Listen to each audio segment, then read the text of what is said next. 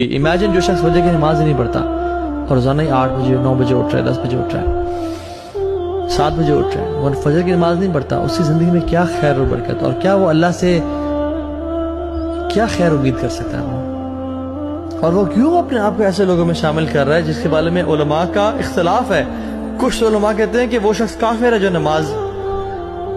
نہیں پڑھا، یعنی اس پہ تو کوئی اختلاف ہی نہیں ہے کہ جو شخص نماز کا انکار ہے وہ تو کافر ہے، ٹھیک ہے، اس میں تو اختلاف کسی کو، جو اس میں تو اجماع ہے پوری امت کا۔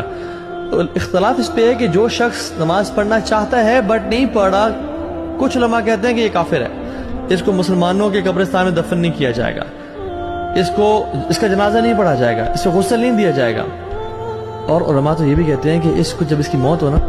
تو دور کسی صحرا یا دور کسی جگہ میں گڑھا کھود کے اس کو وہاں پھینک کے آ جایا جائے۔